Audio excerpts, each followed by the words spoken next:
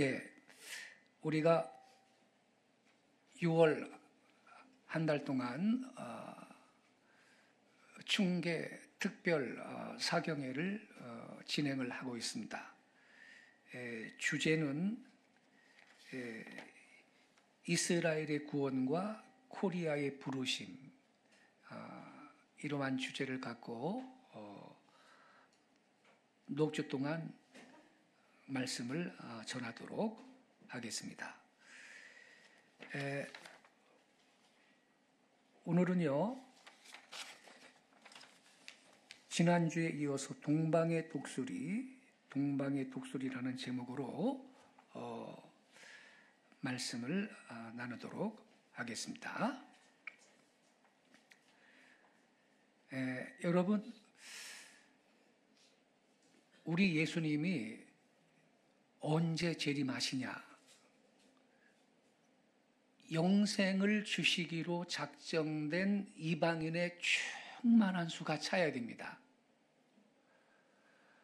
그 수는 하나님만 아시죠. 예수님이 재림하시려면요, 우선적으로 이방인의 충만한 수가 차야 되는 겁니다. 그 다음에 또 한 가지 조건이 있는데, 이 복음이요, 예루살렘으로, 이스라엘로 다시 들어가서 온 이스라엘 백성이 구원을 받아야 됩니다. 예. 그렇게 되면 교회는 완성이 되는 거고, 교회는 예수님의 신부잖아요. 근데 미숙한 어린 소녀는 신부가 될 수 없죠. 충분히 발육되고 아리따운 처녀만이 신부가 될 수가 있는 거 아닙니까?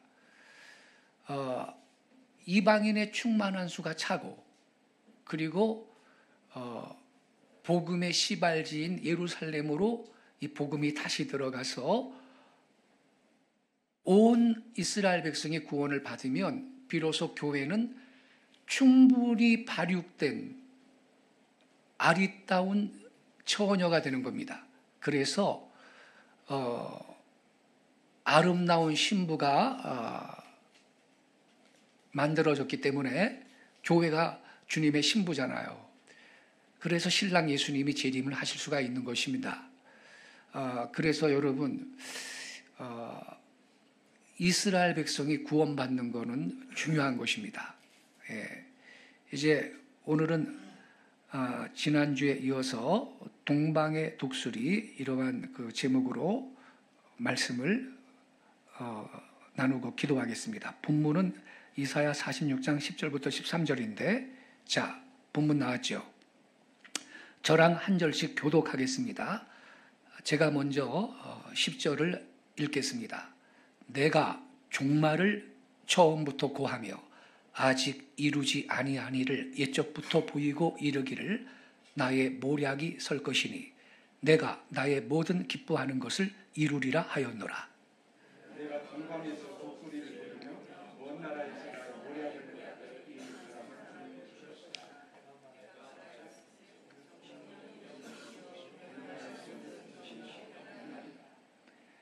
마음이 완악하여 의에서 멀리 떠난 너희여 나를 들으라.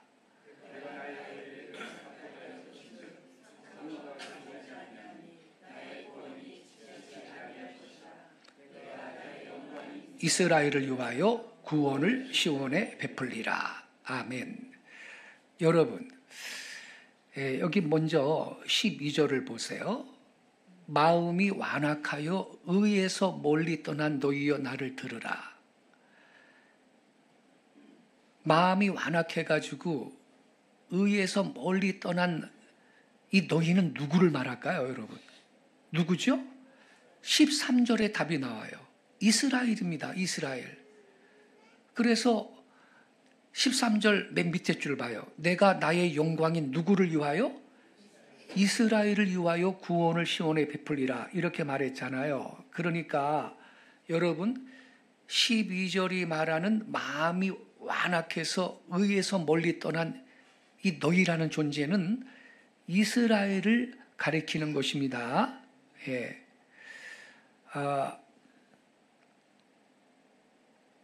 근데 이 13절에 보면 이 이스라엘을 위해서 구원을 시온에 베풀리라 그랬잖아요. 어떻게 베푸는데요? 11절 보세요. 11절 다시 읽겠습니다. 시작. 내가 동방에서 독수리를 부르며 먼 나라에서 나의 모략을 이룰 사람을 부를 것이라. 이게 중요한 말씀이에요. 이스라엘을 말세에 어떻게 하나님이 구원을 하느냐? 동방에서 독수리를 부르고요. 근데 그 동방은 먼 나라 동방이래. 즉 이스라엘을 중심으로 먼 나라 동방에서 이 마음이 완악해가지고 예수님도 안 믿고 있는 이 이스라엘을 구원할 사람을 부르겠다는 거예요, 하나님이. 할렐루야. 이 동방 먼 나라가 어느 나라인지 지금 공부할 겁니다, 여러분. 그런데 말이에요. 여러분, 좀 이따 자세하게 말하겠지만 여러분이 그 주석 성경책 있죠? 주석 성경책 해석해 놓은 거 그런 거 보면요. 이게 11절에 동방에서 먼 나라에서 하나님의 모략을 하나님의 계획을 집행할 사람을 부를 거라 그랬는데 이 사람이 고레스래요. 고레스가 누구냐면요. 그 이스라엘 백성이 선민인데도 우상 잡신 숭배하고 하나님 앞에 예물도 제대로 안 드리고 막 사니까요. 그때 기원전 586년이에요. 신바빌로니아, 바벨론 나라를 몽둥이로 쓰셨는데 바벨론 나라가 쳐들어가가지고 성전을 다 무너뜨리고 성전의 기명을 다 반출을 하고 살육을 하고 살아남은 유대인들은 포로로 끌고 갔어요. 바벨론 나라가. 거기에서 70년 동안 포로 생활했거든요. 70년 동안. 그런데 70년이 찼을 때 페르시아가 일어나. 페르시아가 일어나가지고 그 페르시아 왕이 고레스인데요. 그 고레스가 바벨론 나라를 때려 부숴요. 그리고 포로 생활하던 유대인들을 야, 너희 유대인들은 너희 고토로 돌아가. 귀환령을 내렸거든요. 이 말씀이 그때 이루어진 거랍니다. 그때. 이 동방에서 독수리를 부르고 먼 나라에서 나의 모략을 이룰 사람 부를 거라 그랬는데 동방 먼 나라는 페르시아고 그 이스라엘을 이게 13절 맨 밑에 이스라엘을 위해 구원을 시온에 베푼다 그랬잖아요. 이스라엘을 구원할 자가 그 페르시아 왕 고레스래요. 여러분 주석책에 그렇게 써놨는데 그거 믿으면 안 됩니다. 왜냐하면 10절 맨 윗줄 10절 보세요. 내가 뭐를 처음부터 고하며 그랬나요? 종말을. 이게 중요한 말이에요. 10절 이하의 모든 말씀은 언제? 종말 때 일어날 사건이라는 걸 깨닫기 바랍니다. 고레스 때가 무슨 종말인가? 아니잖아, 여러분. 그러니까 그런 터무니없는 기존의 그 주석책의 해석을 여러분 믿으면 안 돼요. 자, 그러면 이제 본격적으로 말씀을 공부하겠습니다. 이거는요, 이스라엘의 구원과 예수 그리스도의 재림이라는 제목의 책입니다. 부제는 한국을 향하신 하나님의 계획, 저자는 저입니다. 이 책을요, 이게 91년도에 출간된 책이거든요. 91년도면 제가 30살 때 쓴 책입니다. 한국 교회 안에 한 세 사람, 알리야, 이스라엘의 회복, 유대민족의 구원, 이러한 개념이 거의 생소했던 때입니다. 그저 이스라엘은 성지순례나 한번 갔다 올 나라지 뭐 이스라엘의 구원, 회복 그런 개념이 거의 없었습니다. 그때 제가 30살 때 이 책을 쓴 거예요. 유일한 책이었어요, 그때. 심지어 번역된 책도, 이 이스라엘의 구원과 관련된 책이 번역된 책도 기독교 서점에 가면 없었어요. 제가요, 25살 때 성경을 깊이 연구하면서 이스라엘의 구원을 향한 하나님의 계획이 뭔지를 성령께서 내 영의 눈을 열어주시니까 성경을 읽으면서 깨닫게 된 거예요. 25살 때요. 그리고 메모를 하고 그러다가 30살 때 이 책을 쓴 겁니다. 30살 때 이 책을 썼는데 제가 이 책을 쓰느라고 책상에 쫙 앉아 있으니까 그때 수진이가 2살인가 3살인가 그럴 때 왜 공부만 하냐고 와서 막 화를 내고 그랬어요, 나한테. 저리 가 있어. 그래서 제가 책만 썼어요. 그런데요, 이 책이요, 거의 그때 유일한 책인데 1년 있다가 성형경 목사라고 저를 만나러 온 거예요. 그때 저를 만나러 왔어요. 근데 이분은 부산대학 졸업하고 장신대 신학대학원 공부한 분인데 이 책을 읽고 이분이 감동을 한 거예요. 그래가지고 이 저자가 누군지를 좀 직접 만나야 되겠다. 그리고 부산에서 날 만나러 온 거예요. 그런데 저랑 동갑이야. 그러니까 이분은 이 책을 쓰신 목사님은 나이가 그래도 40대, 50대 안팎 이렇게 된 줄로 생각했는데 자기랑 나이가 같은 사람이 이 책을 쓴 걸 확인하고 이분이 꽤 놀랬죠. 근데 이분이 그러는 거예요. 목사님, 나는 예루살렘으로 갑니다. 이제 신학대학원 졸업하고 한국에서 목회를 해야 되나 뭐 여러 가지 고민을 하고 있던 때인데 유 목사님, 나는 예루살렘으로 떠납니다. 가서 유대민족의 구원을 위해 기도하면서 전도해야 되겠습니다. 이러는 거예요. 그리고 무슨 교단의 파송도 안 받고 그냥 믿습니다 하고 이스라엘로 간 거야, 이분이. 그리고 이스라엘에서 7년 동안 이 유대민족을 섬기면서 사역을 하고 그 다음에 미국으로 가서 뉴저지에서 이 목회를 지금 잘하고 있습니다. 네. 지금도 가끔 연락을 주고 받는데요. 그리고 우리 한국에서 현재 이스라엘의 구원, 이스라엘의 회복에 대해서 가장 오랫동안 지금까지 사역하는 단체가 키비라고 있습니다. 키비. 한국 이스라엘 성경연구소인데 온누리 교회 장로님이셨던 송만석 장로님이, 그분은 연세대학교 수학과 교수였고요. 그분이 이 책이 출간된 지 3년 후 1994년에 키비를 설립을 했어요. 그래서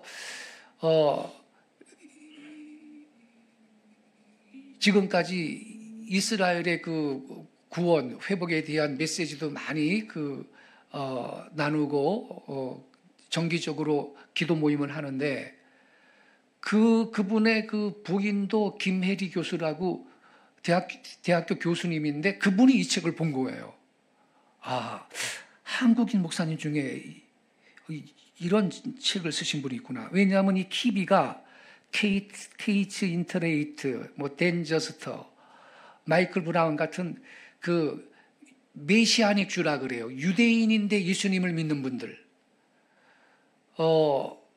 그분들을 초청해서 세미나도 하던 단체인데,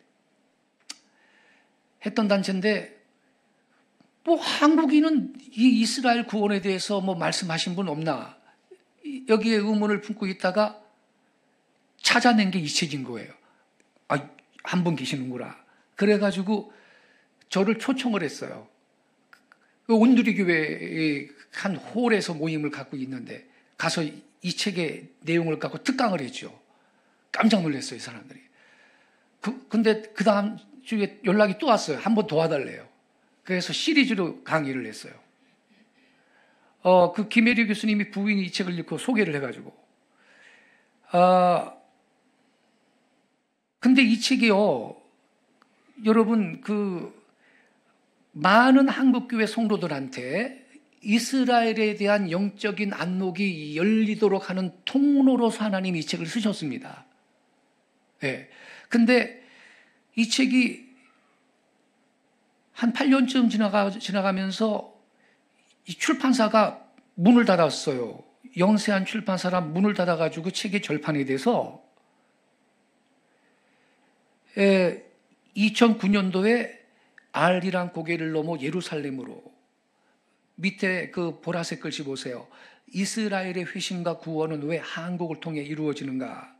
동방의 코리아 왜 복음의 마지막 유자인가? 이러한 그 문구가 보이죠? 이 알이란 고개를 넘어 예루살렘으로라는 제목으로 이 재출간을 했어요. 2009년도에. 그런데 이 책도 품절이 돼버렸어요. 예, 품절이 돼서 작년 4월 달에 알이랑 민족의 이스라엘 구원 사명이라는 제목으로 책을 출판하면서 이 책의 제2장에다가 아까 그 책의 내용을 몽땅 집어넣었어요. 좀 보충을 해서. 우리 교회 성도님들은 이 책을 꼭 읽길 바라고요. 지금 한국교회 많은 성도들이 이 책도 그렇고 이 책도 그렇고 이 책을 읽으면서 종말에 일어날 가장 중요한 사건, 예수님의 재림 전에 있어야 될 가장 중요한 사인, 이스라엘의 회복과 구원이거든요. 이 문제에 대해서 영적인 안목이 열리고, 그리고 이스라엘 사역에 헌신하는 분들이 계속 일어나고 있습니다. 제가 말을 하면요, 이 분야의 이 사역에 헌신한 분들은 누구나 알 수 있는, 그분도 유 목사님 책 때문에 열렸습니까? 헌신하게 됐습니까? 이런 분들이 많습니다.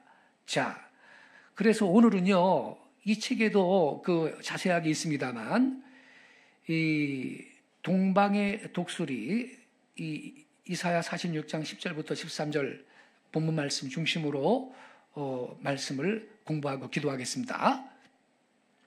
전하는 자가 없으면 구원도 없습니다. 예. 누군가 복음을 전해야 그 복음의 말씀을 듣고 믿어 구원을 받는 것입니다. 전하는 자가 없으면 그래서 구원이 없어요.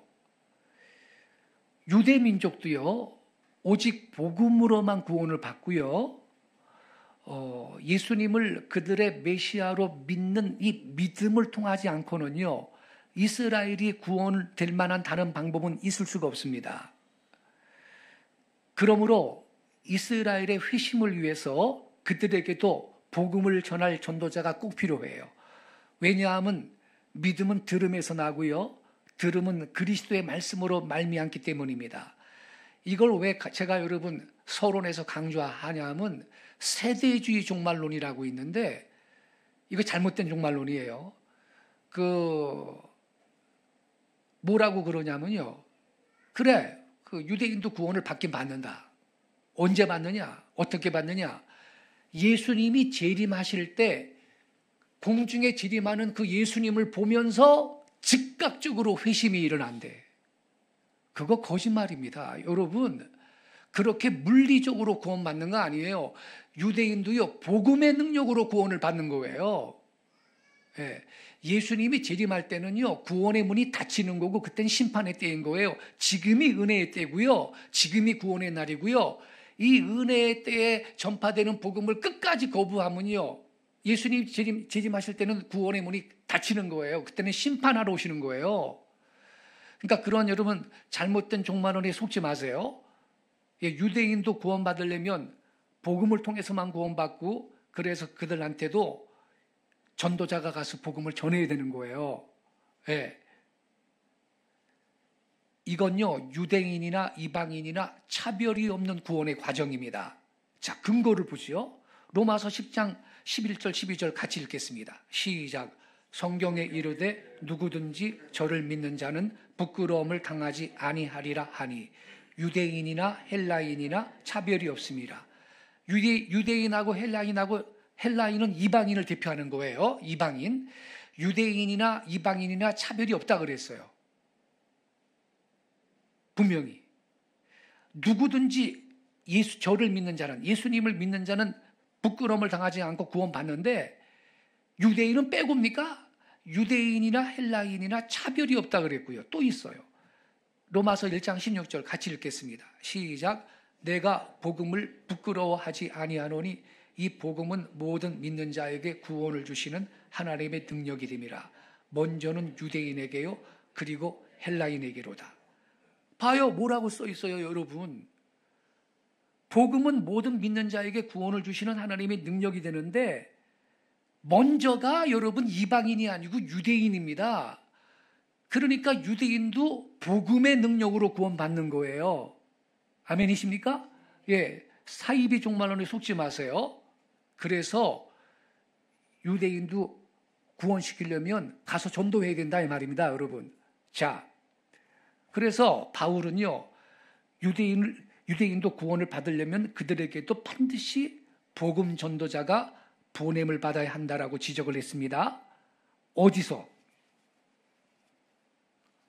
자, 우리가 지금 로마서 10장 11절 12절 읽었죠. 12절 보세요. 유대인이나 헬라인이나 차별이 없습니다. 한 분이신 주께서 모든 사람의 주가 되사 그를 부르는 모든 사람에게 부유하시도다. 13절 누구든지 주의 이름을 부르는 자는 구원을 받으리라. 14절 그런즉 그들이에 밑줄 쳐놨죠. 이 그들이라는 것은 12절에 유대인이나 헬라인이나 유대인이 먼저입니다, 여러분. 그런즉 그들이 즉 유대인이나 헬라인이나 믿지 아니하는 이를 어찌 부르리요 듣지도 못한 이를 어찌 믿으리요 전파하는 자가 없이 어찌 들으리요. 그러니까 유대인도 구원받으려면 누군가 가서 복음을 전해야 된다 이 말이죠. 15절은 같이 읽겠습니다. 시작. 보내심을 받지 아니하였으면 어찌 전파하리요. 기록된 바 아름답도다 좋은 소식을 전하는 자들의 발이여 한가 같으니라. 할렐루야. 그래서 유대인도 구원받으려면 전도자가 가서 복음을 전파해야 된다 이 말입니다, 여러분. 자, 따라서 온 이스라엘이 구원을 받으리라는 로마서 11장 26절의 약속은요, 장차 그리스도인들의 복음 전도에 의해서 성취가 될 것입니다.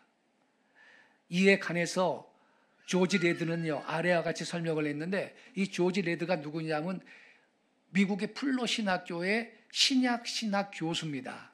예, 저명한 학자인데, 우리 노란 글씨 같이 읽겠습니다. 시작. 로마서 11장 말씀에 관한 한 이스라엘의 구원은 이스라엘을 교회로 인도할 거대한 전도 운동을 통하여 일어나게 될 것이다. 그러나 바울은 유대인을 복음화시킬 이방인 신자들에 대해서는 침묵을 하고 있다. 이거 봐요, 여러분.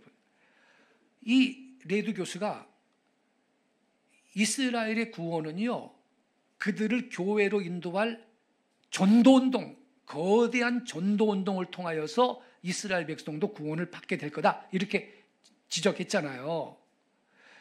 근데 밑에서 두 번째 줄 보세요. 그러나 바울은 유대인을 복음화시킬 이방인 신자들, 유대인들은 예수님을 거부하고 있는데, 그러니까 당연히 이방인이 가서, 믿는 이방인 신자들이 가서 전도해야 되는 거거든요. 그래서 이렇게 말하는 거예요. 그러나 바울은 유대인을 복음화시킬 이방인 신자들에 대해서는 침묵을 하고 있다. 이렇게 말하고 있습니다. 그렇습니다, 여러분. 로마서 11장 26절에 약속된 온 이스라엘의 구원은요, 이방인 신자들의 전도운동을 통해서 실현이 될 것입니다. 그런데 왜 바울은 유대민족을 복음화시킬 그 이방인 신자들에 대해서는 침묵을 하고 있느냐? 사도 바울은 거기까지는 구체적으로요, 계시를 받지 못했기 때문입니다. 마지막 때 유대민족을 복음화할 이 이방인 신자들에 대한 계시는요, 요한 계시록을 쓴 사도 요한하고요, 구약의 대선지자 이사야가 받은 겁니다. 예. 요한계시록 7장 1절부터 8절은요, 로마서 11장 26절에 기록된 온 이스라엘이 구원을 받으리라는 약속의 구체적 성취의 때와 방법을 예언한 거예요. 이거는 다음 주에 공부를 하게 될 겁니다. 그리고 구약성경 이사야 41장 25절부터 27절하고 46장 11절부터 10절부터입니다. 10절부터 13절하고 오늘의 본문입니다.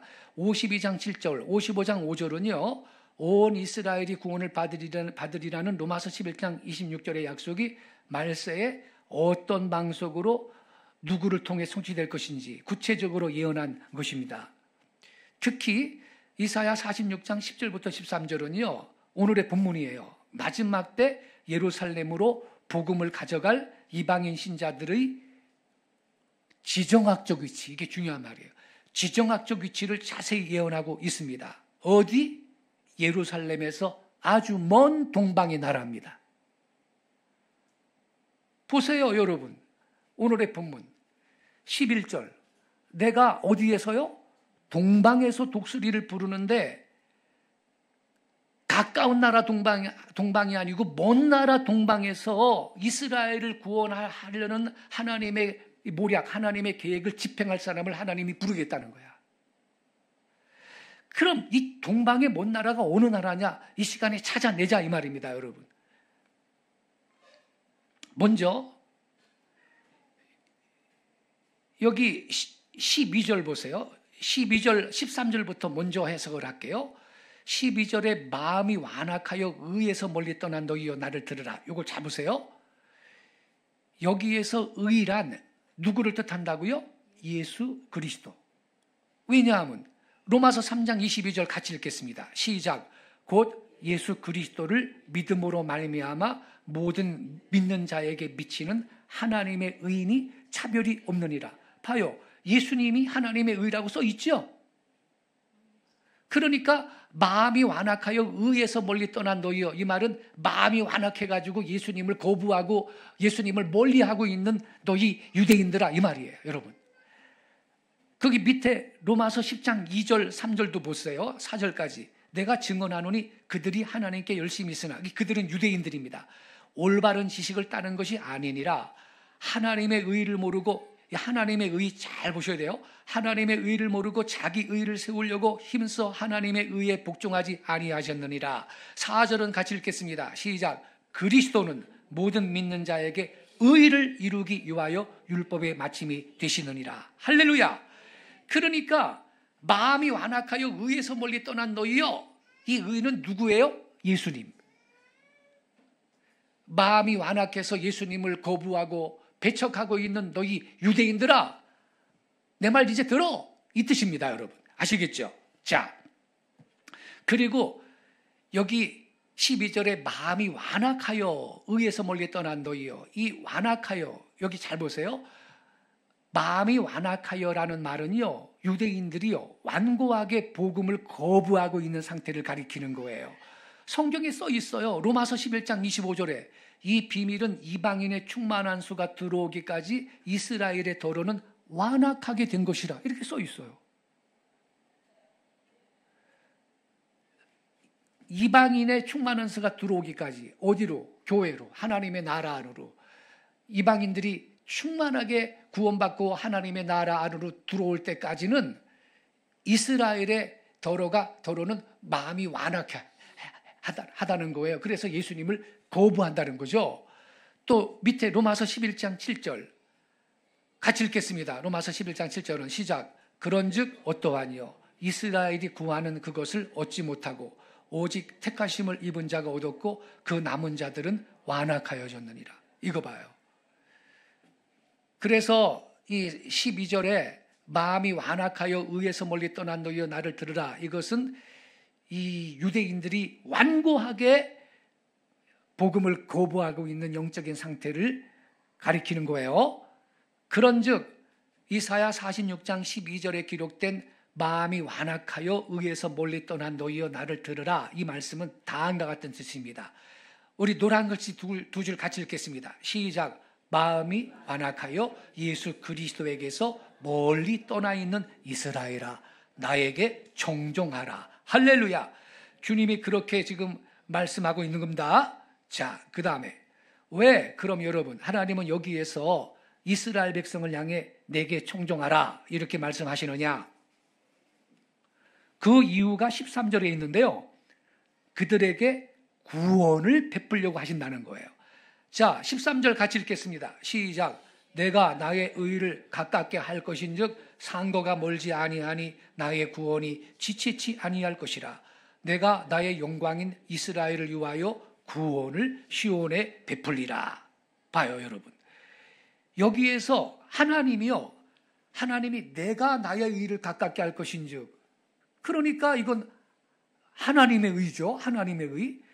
여기에서 나의 의란 하나님의 의로서 복음을 뜻합니다. 로마서 1장 17절 같이 읽겠습니다. 시작. 복음에는 하나님의 의가 나타나서 믿음으로 믿음에 이르게 하나니 기록된 바 의인은 믿음으로 말미암아 살리라. 예, 그래서 이 내가 나의 의를 가깝게 할 것이다.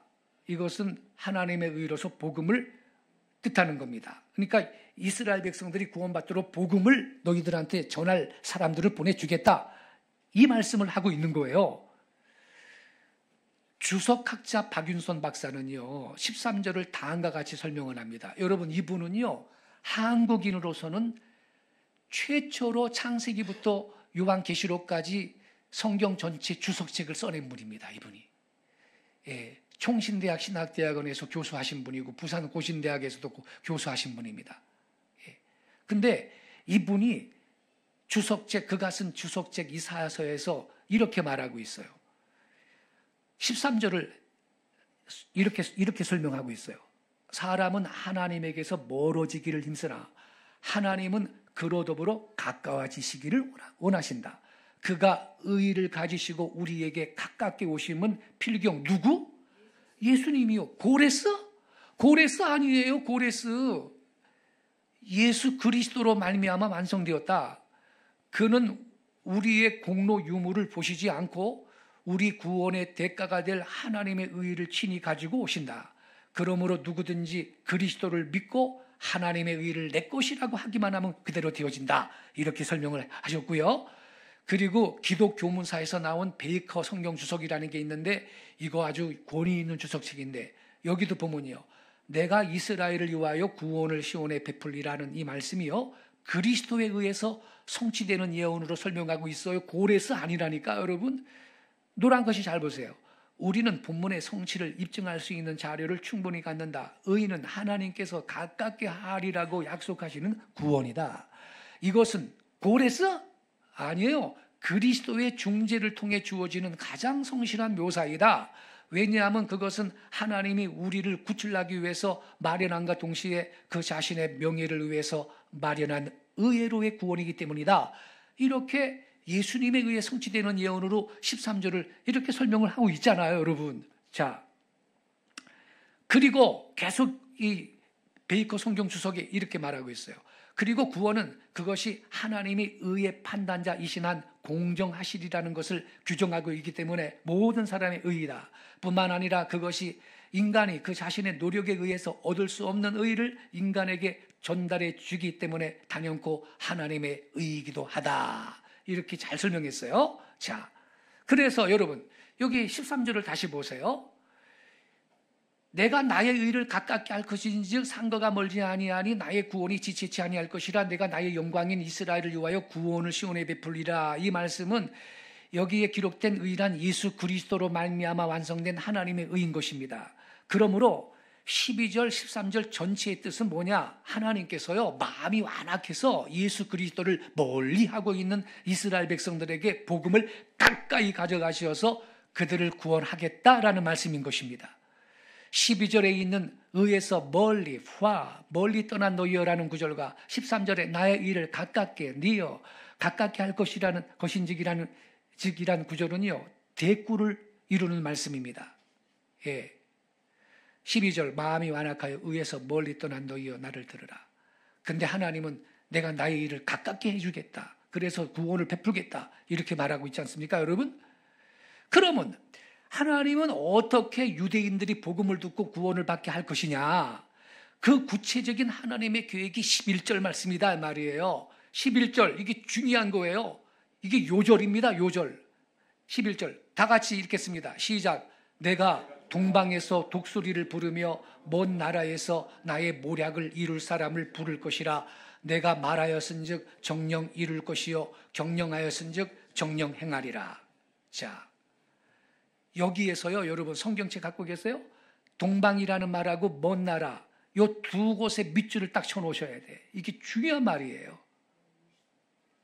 자, 이게 밑줄 쳐놨죠? 동방하고 먼 나라? 하나님은요, 동방의 먼 나라에서 이스라엘을 구원하시려는 당신의 계획을 집행할 사람을 부르겠다라고 말씀하십니다. 내가 동방에서 독수리를 부르며. 그런데요, 여러분, 이 성경에 쓰인 이 독수리의 히브리어는 네쉐르입니다. 네쉐르. 그러나 여기 11절에 독수리로 번역한 히브리어는요, 아이트입니다. 아이트인데 이거는 맹금을 뜻하는 말입니다. 그래서 이 새는요, 매도 될 수 있고 올빼미도 될 수 있고 솔개도 될 수가 있습니다. 그러나 한글 개역 성경이 독수리로 번역해 놨거든요. 개역 개정판은 맹금으로 번역했어요. 그 사나운 새, 사나운 날짐승 이렇게 번역했는데 원래 한글 개역 성경은 독수리로 번역을 했는데 왜냐하면 맹금을 대표하는 날짐승이 독수리이기 때문에 그래요. 그래서 이 개역 개정판 사나운 날짐승이라고 직역하는 것보다 독수리로 번역하는 것이 무난합니다. 그러면 왜 하나님은 그들을 일컬어 독수리를 부른다고 말씀하시느냐? 여러분, 어떤 하나의 성경 구절은요, 반드시 전후 문맥 속에서 해석을 해야 하는 겁니다. 그 해답이 13절에 있어요. 내가 나의 의를 가깝게 할 것인즉 상거가 멀지 아니하니 나의 구원이 지체치 아니할 것이라. 내가 나의 영광인 이스라엘을 위하여 구원을 시온에 베풀리라. 가운데 줄 보세요. 나의 구원이 지체치 아니할 것이라. 구원이 지체하지 아니할 것이라는 것은 빨리 구원하시겠다는 뜻이거든요. 그래서 여러분, 하나님은 때가 되면요, 이스라엘 백성을 빨리 구원하시기 위해서 시온의 복음을 전할 자들을 빨리 가게 하실 겁니다. 그래서 그들을 독수리로 비유한 거예요. 왜냐하면 큰 날개를 가지고 높은 하늘을 날아가는 독수리는요, 이동 속도가 가장 빠른 맹금류이기 때문입니다. 몽골 평원 같은데, 중앙아시아 카자흐 같은데 평원에 있는 이 한국 독수리는요, 검독수리라 그래요. 검독수리. 날개를 피면 2m 정도 돼요. 2m. 엄청 커요. 날개를 피면. 예. 이걸 모르고요. 미국 독수리는요, 흰머리 독수리거든요. 흰머리 독수리. 그거를 이 성경을 인용하는데 그거 사진 갖다 쓰면 안 되는 거예요. 우리는 한국 독수리를 써야 돼요. 네. 자, 그리고 실제로 여러분, 성경을 보면요, 빠름을 비유할 땐 독수리를 사용하고 있습니다. 따라서 본문의 맹조는 문맥상으로도 독수리로 번역해야 그게 타당한 번역인 거예요. 보세요. 욥기 9장 26절. 그 지나가는 것이 빠른 배 같고 모기에 날아내리는 독수리와도 같구나. 이렇게 써 있잖아. 예레미야애가 4장 19절도요. 우리를 뒤쫓는 자들이 하늘의 독수리들보다 빠름이요. 이렇게 써 있잖아요, 여러분. 하나님은 합당한 때를 지키십니다. 그래서 때가 참에 그의 아들 예수님을 마리아를 통해 이 세상에 보내주셨다고 성경에 써 있습니다. 하나님은 합당한 때를 지키십니다. 그러므로 때가 차면 하나님은 서둘러서 이스라엘 백성을 구원을 하실 것입니다, 여러분. 그때에 하나님은 예루살렘의 복음을 전할 자들을 독수리처럼 빠르게 동방의 먼 나라에서 예루살렘으로 달려가게 하실 것입니다. 할렐루야. 예. 그러나 아까 제가 지적했듯이 서구 주석가들은 이 말씀을 페르시아의 고레스 왕한테 적용을 하고 있어요. 그거는요, 문맥을 완전히 무시한 그릇된 해석입니다. 왜?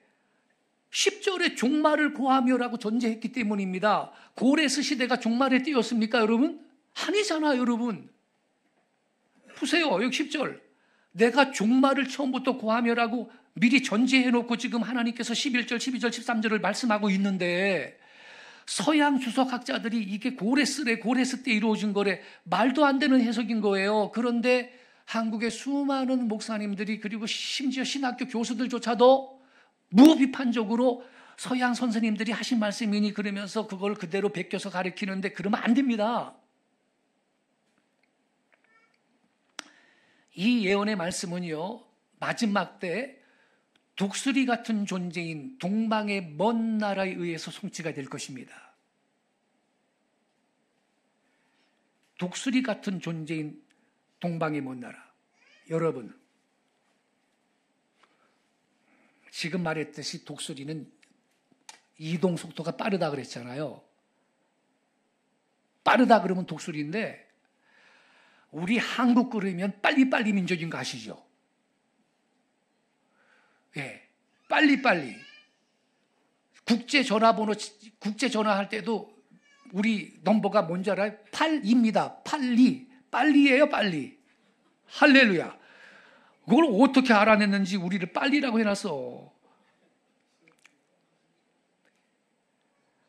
그리고요, 여러분, 그래서 우리가 독수리 같은 존재인데 그뿐만 아니라 있죠. 독수리는요, 아주 뛰어난 뱀 사냥꾼입니다. 독수리가 시력이 엄청 좋거든요. 저 높은 하늘을 저 날아가다가 저 밑에 200m, 300m 밑에 있는 뱀이 기어가는 걸 봐. 독수리 눈이 그렇게 좋아요. 그러면 독수리가 그 큰 날개를 펴고 날아가는데 날아가지고서는 발톱이 얼마나 큰데 그거로 뱀 몸통을 콱 누른 다음에 부리가 또 얼마나 무시무시한데요. 부리로 뱀 대가리를 한번 콱 쪼아버려. 그래가지고 기절을 시킨 다음에 그걸 뜯어먹어요.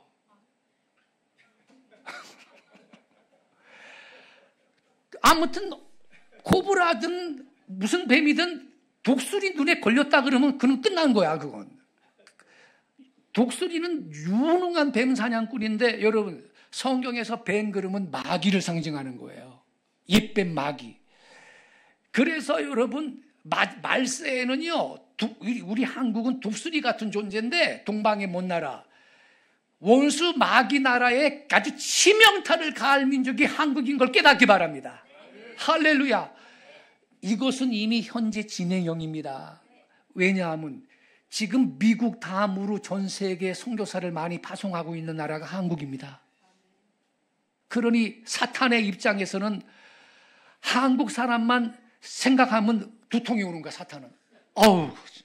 저 코리안들 때문에 내가 못 살겠어, 아주 그냥. 왜 전 세계 복음을 전하고 그냥 가는 나라마다 교회를 세우는 거야? 이 마귀는요, 아주 한국 사람 보면 그냥 경기가 날 정도야, 아주. 통일되면요, 두만강, 압록강 지나서 중국을 지나서 중앙아시아를 지나서 예루살렘까지 복음을 가지고 달려갈 민족이 한국입니다, 여러분. 할렐루야. 그래서 우리는 독수리 같은 존재인 거예요. 예? 이 예언의 말씀은 마지막 때 독수리 같은 존재인 동방의 먼 나라에 의해 성취될 건데, 이거는요 11절의 먼 나라에 기록된 먼이라는 히브리어 단어의 뜻이 보증을 해요. 자, 이사야 46장 11절 다시 보세요. 내가 동방에서 독수리를 부르며 먼 나라에서 그랬잖아. 이 먼이라는 단어가 중요하다니까, 여러분. 여기 먼으로 번역된 히브리어는 메르하크라는 단어거든요. 이 메르하크인데 사전적 의미가 뭐냐 하면요, 단순히 먼이 아니라 가장 먼, 매우 먼, 절대적 원거리를 뜻합니다. 제가 사전 보여드릴게요. 브라운 드라이버 브릭스 원어 사전인데 히브리어로 메르하크 딱 써있어요. 메르하크. 나운, 메스큘린, 남성 명사다. 메르하크가 남성 명사인데 distant place, 먼 장소, 먼 거리인데 짝대기 그어놓고 absolute, 절대적인 먼 거리, 원거리예요. 원거리. 그래서 밑에 보면 스트롱 원어사전, 스트롱 컨코던스도 보면요, very far country야. 그냥 far country가 아니고 앞에 very가 붙어야 돼. 매우 먼 나라야, 여러분. 정리되셨습니까? 제가 지금 근거를 다 제시하잖아요, 여러분. 그리하여 예레미야 8장 19절은 이 용어를 심히 먼 땅이라고 번역했습니다. 마르하킴. 보세요. 예레미야 8장 19절. 딸 내 백성의 심히 먼 땅에서 부르짖는 소리로다. 이게 메르하크예요. 심히 먼 땅. 그냥 먼 땅이 아니고 심히 먼 땅이에요. 심히 먼 땅. 그리고 이사야 33장 17절도 이 용어를 매우 먼 땅이라고 번역했어요. 우리 한글 성경은 내 눈은 왕을 그의 아름다운 가운데 보며 광활한 땅을 눈으로 보겠고 광활한 땅이라고 번역했는데 이 번역이 잘못된 거고요.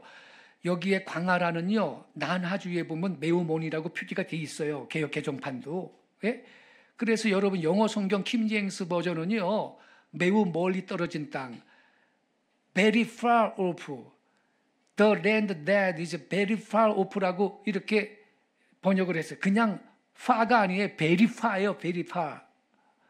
그러므로 이사야 46장 11절이 가리키는 동방의 먼 나라는 전혀 페르시아일 수가 없어요. 고레스에 대한 예언이 아니야. 왜냐하면요, 페르시아가 이스라엘에서 매우 먼 땅입니까? 대답 좀 한번 해보세요. 지금 페르시아가 이란이거든요. 이란. 엊그저께 이란 이스라엘 폭격기가 날아가가지고서는 핵시설 폭격해 아주 다 박살냈잖아요. 그 정도로 가까워요. 정말 멀면요, 공중 구비기가 있어가지고 공중에서 구비 받고 가야 되는데 그것 필요 없어. 그냥 전투기 날아가서 때려 부리는 거예요.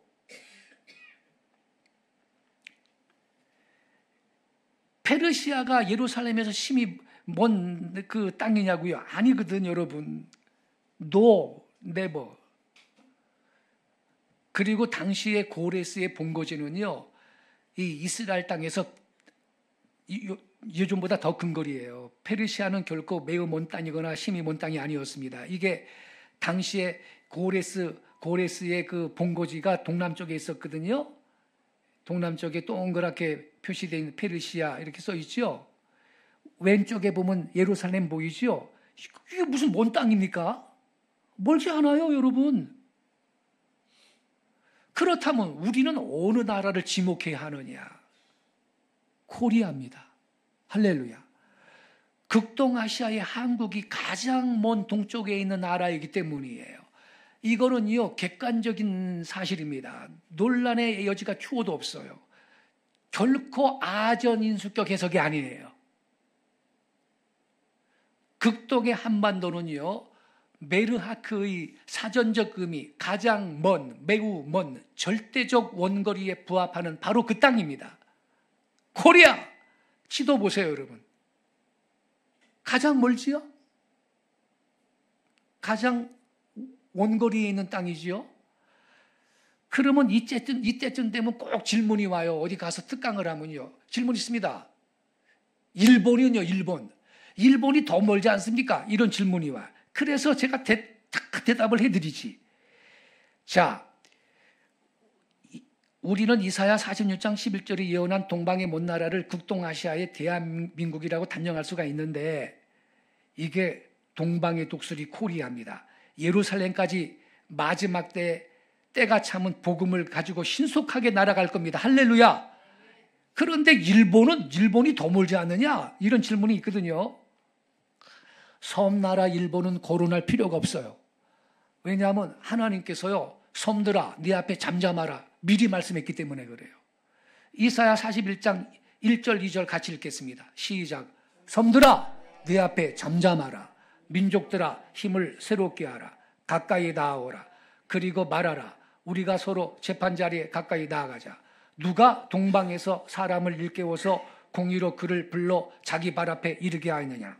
여러분, 여기 동방에서 사람을 일깨워가지고 의로운 사람을 불러서 자기 발 앞에 누가 이르게 하겠느냐. 이분이 하나님이거든요. 그런데 여기 2절에서 나오는 동방에서 하나님이 부른 사람은 여기서는 고레스예요. 고레스. 그러나 이 고레스는요, 아까 말했죠. 페르시아 왕인데 바벨론 포로 생활하던 70년 포로 생활하던 이스라엘 백성을 바벨론을 때려 부수고 해방시켰거든요. 구출해 준 거죠. 그래서 이 고레스는 말세에 이스라엘의 보다 완전한 구원, 영적인 구원을 이룰 또 다른 동방 나라에 대한 그림자고 예표였거든요. 이 맥락을 여러분 이해해야 돼요. 그래서 2절에 동방에서 사람을 일으키겠다, 부르겠다 이 말씀하시기 전에 초장의 1절에 섬들아 내 앞에 잠잠하라, 이거는 왜 하나님이 의도적으로 이렇게 말씀하신 거예요? 왜냐하면 그 동방의 먼 나라가 섬나라 일본이 아니다, 일본이라고 오해하는 것을 하나님이 방지하시려고 1절에서 섬들아 내 앞에 잠잠하라고 미리 말씀하신 거예요.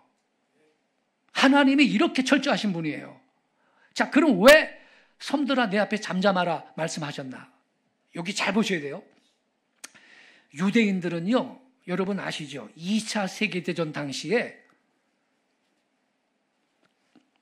독일의 히틀러한테 600만 명이 가스실에서 학살을 당했습니다. 그 600만 명 중에 약 200만 명 가까이는 어린애들. 해도 너무하지, 세상에. 근데 일본은 그 나치 독일의 동맹국이었어요. 그래서 오늘날 이스라엘 국민은 일본을 좋아하지 않습니다. 독일과 협력한 전범국이기 때문입니다. 그러므로 하나님은요, 섬나라 일본을요, 예루살렘의 복음을 전할 나라로 쓰실 수가 없어요. 무슨 염장지를 일이 있나, 하나님이 유대인들? 하나님이 그렇게 일합니까? 무슨 상처를 휘저으려고? 하나님 그런 분이 아닙니다. 그래서 여러분 여기 잘 보세요. 나무위키에서 인용한 거예요. 나무위키. 인터넷 나무위키에서 인용한 건데, 일본 이스라엘 관계. 잘 보세요. 양국은 이스라엘이 건국된 이후에 수교하였다. 현재는 이스라엘과 일본 둘 다 북한의 핵 개발에 민감하기 때문에. 왜냐하면 북한이 이란을 도와주잖아, 뒤에서. 북한이 이란의 핵 개발 기술을 도와주고 그러잖아요. 그러니까 이 이스라엘과 일본 둘 다 북한의 핵 개발에 민감한 거예요. 민감하기 때문에 양국은 정치적으로는 협력 관계에 있으나 국민 감정상으로는 미묘한 기류가 흐르고 있다. 그 이유는 일본이 추축국으로서 나치 독일과 동맹을 맺은 역사가 있어 일본의 제국주의 시절의 행보가 나치의 그것을 연상시키기 때문이며, 이 때문에 유대인들이 일본에게 직접적인 피해를 입은 적은 없음에도 불구하고 이스라엘에서는 일본의 과거사에 대한 반감이 상당한 편이다. 오늘날 민간 차원에서의 일본에 대한 이스라엘인들의 감정은 그다지 좋은 편이 아니다. 보세요. 근데 여러분, 하나님이 섬나라 일본을 이스라엘을 구원하는 도구로 써? 하나님은 그런 분이 아닙니다. 뿐만 아니라 역사적으로 일본은요, 이웃나라 한국을 무수히 침략하고 사륙을 저질러 그들의 손에는 피가 묻어 있는데요. 부산에서 지하철역 공사했어요. 부산에서 지하철역 공사할 때 동래성 전투에, 임진왜란 때 동래성 전투에서 죽은 우리나라 사람들 유골이 발견이 됐는데, 일본 검이 얼마나 이 성능이 좋습니까? 유골이 있잖아. 머리를 이렇게 친 거야. 그래가지고 유골이 완전히 반으로 쪼개져 있는 상태로 유골이 발견된 게 수두룩해. 그리고 코 잘라가고 귀 잘라가고, 아무리 여러분 침략받은 약한 나라라도, 아니 산모가 아기를 낳아가지고 산모가 아기 젖을 먹이고 있는데 거기 들어가가지고 산모 코도 잘라가고 아기 코도 잘라간 놈이에요, 외놈들이. 임진왜란 끝난 다음에 동네 나가면 코 없는 사람이 질비해. 목숨만 부지해도 다행이지 뭐 수없이 죽었고. 여러분, 해도 너무 이거는요, 한 권의 책을 써도요, 이 아픈 사연이 있죠. 다 그 기록을 못할 정도예요.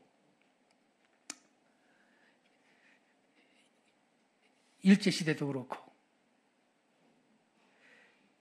그리고 20세기 초에는요, 이탈리아, 독일과 동맹을 맺고 태평양 전쟁을 일으킨 전범국입니다. 이 전쟁으로 수많은 사람들이 피를 흘렸어요.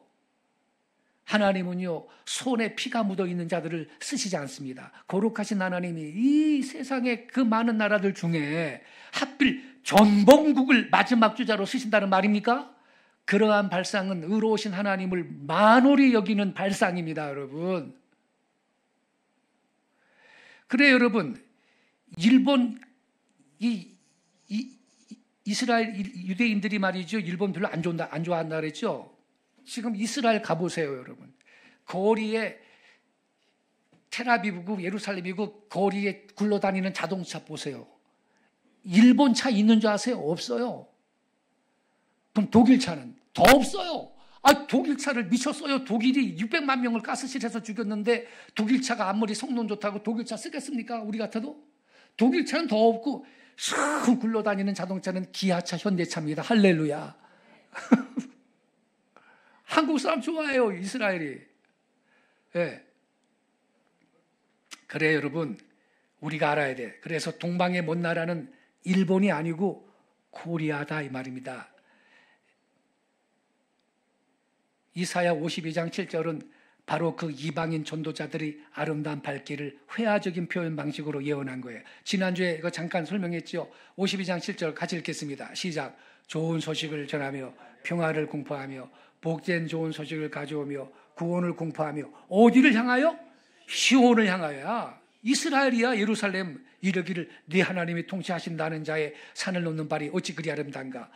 이들의 발이 동방 먼 나라 사람들의 발인 걸 깨닫기 바랍니다. 왜? 시온을 향하여. 자, 이거 지난주에 이것도 고레스라고 막 주석가들이 말하는데 틀렸다고 제가 설명했죠. 고레스 아니에요. 고레스 아니고 자, 이사야 52장 7절은요. 마지막 때 예루살렘으로 복음을 가져갈 이방인 신자들에 의해 이루어질 예언입니다. 예. 그렇기 때문에 바울은 로마서 10장에서 유대인들도 구원받으려면 그들에게도 필히 복음 전도자들이 보냄을 받아야 한다면서 이사야 52장 7절을 인용한 거 아닙니까, 여러분? 여기 15절에 기록된 바 아름답다 좋은 소식을 전하는 자들의 발휘함과 같으니라. 보내심을 받지 않았으면 어찌 좀 발휘요. 그러면서 12절에 유대인이나 헬라인이나 차별이 없다 이러면서 말이에요. 예. 그래서 이사야 52장 7절은 이스라엘의 구원을 위해 예루살렘으로 복음을 들고 달려가는 이방인 신자들의 아름다운 발길을 회화적인 표현 방식으로 예언한 거예요. 이 말씀은 아직까지 성취를 보지 못했고요. 마지막 때 어디요? 동방의 먼 나라에 의해서 문자적으로 그대로 이루어질 것을 깨닫기 바랍니다. 동방의 먼 나라가 어디냐? 코리아입니다. 이거 우리 52장 10절 다시 한번 같이 읽겠습니다. 시작. 좋은 소식을 전하며 평화를 공포하며 복된 좋은 소식을 가져오며 구원을 공포하며 시온을 향하여 이르기를 내 하나님이 통치하신다 하는 자의 산을 넘는 발이 어찌 그리 아름다운가. 평화, 주는 평화 막힌 담을 모두 오셨네. 또 이사야가 뭐라 그랬어요? 예수님은 평강의 왕이다. 고레스는 여러분 정복자였어요. 근데 무슨 이것도 고레스 때 이루어졌대. 아이고, 이 속으면 안 돼요, 여러분. 이 구절은 말세의 동방의 먼 나라에서 이방인 신자들이 예루살렘으로 복음을 가져갈 때 성취될 겁니다. 그들은 마치 맹조가 먹이를 낚아채려고 위로부터 날렵하게 덤벼들듯이 매우 신속하게 때가 차면 예루살렘으로 달려갈 것입니다. 우리 빨리 민족 아닙니까, 여러분? 할렐루야. 이렇게 할렐루야. 그래서 이 유대인들이 집단적인 회심이 그때 일어날 겁니다. 여러분, 이럴 수밖에 없는 게 독일 히틀러가 600만 명 죽였는데 그것만 문제가 아니에요. 지난 1900년 동안 유대인들이 세계에 흩어져 살 때 러시아도 그렇고 서양 백인들이 무수하게 유대인들을 학살을 하고 공격을 하고 추방하고 박해했잖아요, 여러분. 그게 역사예요. 그런데 이제 와서 서양 백인들, 코 큰 서양 백인들이 예수 믿으면 구원받습니다. 축복합니다. 이게 논리적으로 맞아요? 유대인들이 이 백인들 통해서 구원받아요? 안 되는 거예요, 그거는. 오죽하면 유대인들은 수학 시간에 덧셈 표시를 십자가로 표시를 안 하고 T자로 표시를 합니다. 덧셈 표시를 플러스 표시를 하면 교회 십자가가 생각나니까 십자군이 생각이 나고. 그래서 하나님이 한국을 쓰는 거예요. 할렐루야. 예. 동방의 독수리 코리아. 이걸 모르고요. 인터넷 들어가니까 저기 인천에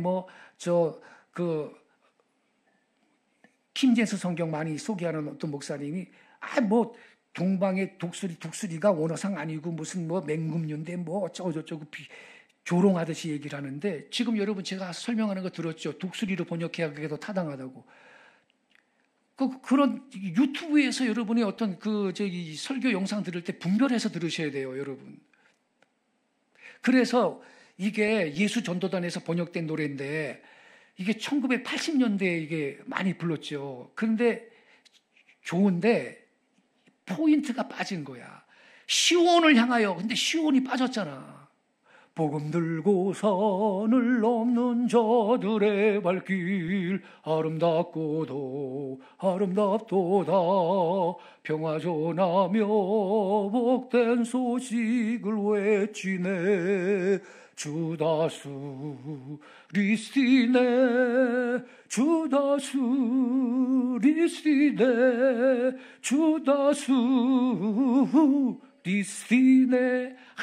그때 80년대 청년들이요, 통기타 치면서 세계 선교의 열정을 품고 캠퍼스 잔디밭에 둘러 앉아가지고 이 찬양하고, 수양회 때도 막 이 찬양하고, 천막 치면서 수련할 때도 이 찬양하고, 부르짖어 기도하고 그랬던 노래거든요, 이 노래가. 근데 이 가사가 진짜로 뭘 의미하는지 모르고 부른 거야. 이거는요, 시온으로가 빠진 거야.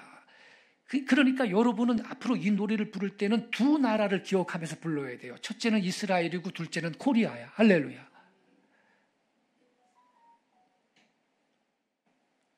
야, 동방이 먼 나라 코리아입니다. 여기까지 하겠습니다. 이제 다음 주에 요거 또 더 할 게 있거든요. 요거 해놓는 곳. 그래서 여러분, 우리나라는요, 아주 중요한 사명이 있는데, 보세요. 그러므로 마지막 때 예루살렘은 다시 한번 동방박사들, 동방의 현자들을 맞이하게 될 겁니다. 이게 이제 결론이에요. 한국교회로 인해서 1세기의 사건이 마지막 세기에 재현됩니다. 이는 성경적인 사건이에요. 전도서 1장 9절 10절 같이 읽겠습니다. 시작. 이미 있던 것이 후에 다시 있겠고 이미 한 일을 후에 다시 할지라. 해 아래는 새 것이 없나니 무엇을 가리켜 이르기를 보라 이것이 새 것이라 할 것이 있으랴. 우리가 있기 오래전 세대들에도 이미 있었느니라. 여러분, 아니 예수님이 초림하셨을 때도 유대인들은 깜깜한 밤이야. 아무것도 몰라. 그런데 동방 박사가 가서 가르쳐줬어요? 서방 박사가 가서 가르쳐줬어요? 남방 박사가 가서 가르쳐줬어요? 동방 박사들이 가서 가르쳐줬어요. 예수님 왕이 나셨다고. 할렐루야. 이게 반복된다는 거야, 말세에. 여러분, 이미 있던 것이 후에 다시 있겠다 그랬잖아요. 여러분, 하나님은 1세기에도 동방에서 일단의 현자들을 예루살렘으로 보내시어 유대인의 왕 곧 메시아가 탄생했다는 복된 소식을 이스라엘 백성에게 선포하게 하셨습니다. 실로 그것은 주객이 전도된 기이한 사건이었죠. 바로 그때와 동일한 양상의 사건이 마지막 세기에 극적으로 재현될 것입니다. 할렐루야. 어느 나라 때문에? 동방의 먼 나라. 할렐루야. 우리 한국 때문에. 교회는 이 계시를 오랫동안 놓치고 있었어요. 이러한 것을 무슨 진리? 상실된 진리라고 해요. 상실된 진리란 성경에는 기록되어 있지만 교회가 깨닫지 못함으로 사장되어 있는 계시를 말합니다. 그것은 밭에 감추인 보화와 같은 거예요. 이제 여러분 오늘 공부 잘했죠? 우리 한국교회는 이 말씀을 재발견하여 상실된 진리를 회복해야 할 것입니다. 할렐루야. 예. 그래서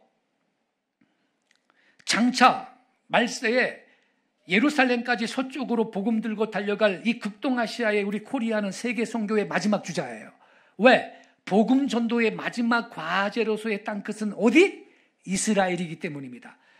그래서 실로 한국은 마지막 때를 위한 하나님의 커다란 부르심이 있는 국가입니다.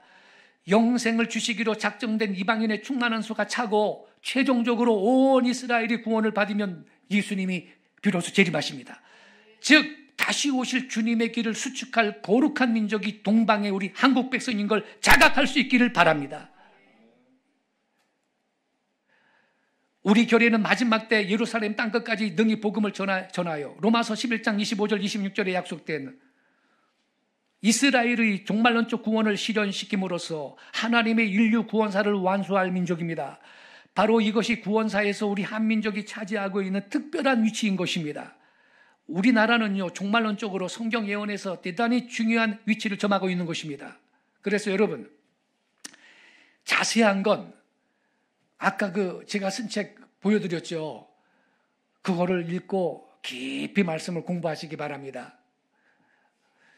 우리 한국이요, 하나님이 쓰실 나라이기 때문에 안 망합니다.